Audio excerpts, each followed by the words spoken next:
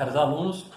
Hoje, cada dia que passa, nós estamos envoltos em uma realidade que nos fecha numa bolha na qual nós somos protegidos de qualquer divergência.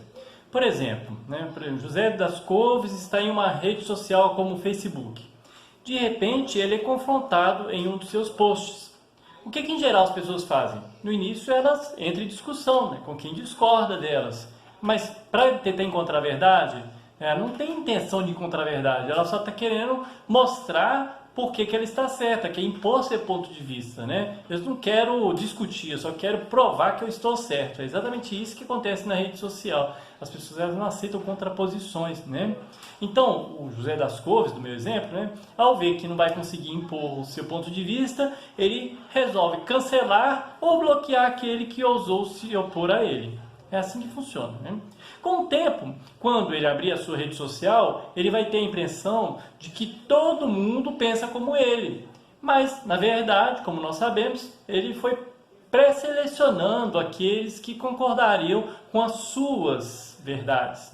Ele está numa bolha, totalmente protegido. É assim que funciona a rede social. Mas, atualmente, existe uma palavrinha que traz a exata definição dessa pretendida verdade. É a chamada pós-verdade, ou seja, não se trata de uma mentira, porque não existe a intenção de enganar a partir de uma afirmação. Eu não estou querendo enganar as pessoas, eu estou querendo reafirmar uma convicção minha. Existe uma relativização da verdade a partir das minhas convicções pessoais. É isso que é a pós-verdade. Nessa era da pós-verdade, então, as pessoas acabam sendo reféns da manipulação das redes e das mentiras, que de tanto serem repetidas, acabam criando uma aparência de verdade. Está todo mundo dizendo uma coisa, mesmo que seja mentira, então deve ser verdade, porque está todo mundo falando, não é assim que funciona. Você vai repetindo tantas vezes a mentira que ela passa a ser verdade. O pior é quando as convicções pessoais do indivíduo são reforçadas por essas mentiras. Por isso, em 2016, pesquisadores da Universidade de Oxford, eles elegeram a pós-verdade como a palavra do ano, exatamente em razão dos fatos que ocorreram lá, das eleições, etc. E trouxeram também um conceito para ela. Olha o conceito interessante, denota circunstâncias nas quais fatos objetivos têm menos influência em moldar a opinião pública do que apelos à emoção e às crenças pessoais.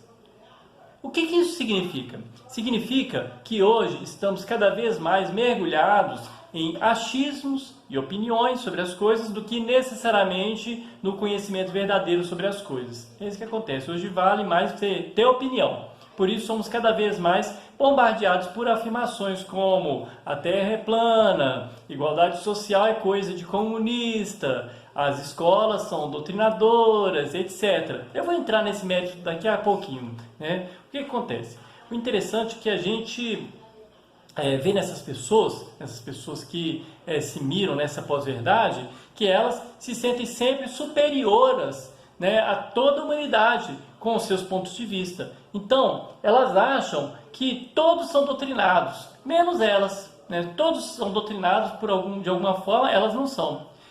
Qualquer um de nós pode ser doutrinado ou ser manipulado, melhor dizendo. Isso é fato. Agora, o problema é achar que nós estamos totalmente imunes à manipulação, só porque a gente sabe que existe manipulação. Olha, não é assim não, gente. Qualquer um de nós pode ser manipulado em qualquer circunstância.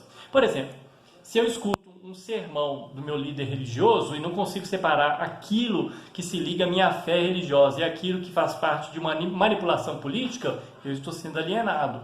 Ou quando eu assisto uma aula sobre uma determinada ideologia, seja ela de direita ou de esquerda, não está nesse posicionamento, pode ser até partidária, mas a questão é, quando eu assisto essa aula e passo a me posicionar diante do mundo, sem ao menos me aprofundar naquilo que eu passo a defender, eu estou sendo alienado. Ou quando eu assisto um telejornal que é tendencioso e não percebo a manipulação dos fatos com outros fatos objetivos, etc. Então, de novo, eu estou sendo alienado. Além disso, hoje com as redes sociais, qualquer teoria da conspiração se torna convincente pela quantidade de compartilhamentos. Como eu disse, né, você vai repetindo aquilo ali até que se torne verdade. E o pior é quando essas teorias da conspiração vêm reforçar exatamente aquilo que eu já afirmava antes. Ó, não falei, gente? Não falei? Você vai lá e fala, ó, não falei? É sempre assim, as pessoas elas querem reafirmar suas convicções, né? Querem serem felizes por estarem certas, né? Essa dose de dopamina no organismo tem que ser necessária, né? Diante de tudo isso, a gente poderia se questionar em que momento a mentira ela ganha status de verdade e em que momento a verdade é obliterada pela pós-verdade. O interessante é que ela surge após várias transformações do pensamento ocidental na humanidade.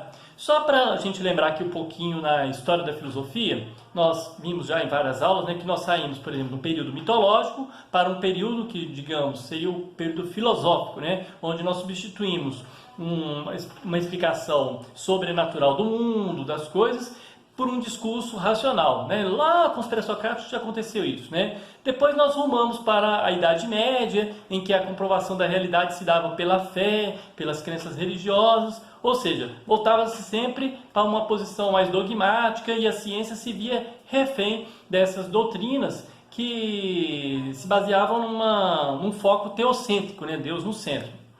E aí nós tivemos na Idade Moderna a ascensão da ciência com o antropocentrismo, até culminar com o positivismo, né, que deu um status ainda mais elevado à ciência, né? A ideia de verdade, então, ela passou a ser definida apenas por aquilo que pudesse ser comprovado pela experiência, né? E hoje nós estamos cada vez mais imersos numa realidade relativizada ao bel prazer daquele que deseja impor a sua perspectiva de mundo. É assim que acontece, né? Então essa que é a era da pós-verdade, né? A gente não está mais querendo verificar os fatos, a gente está querendo só reafirmar a nossa convicção.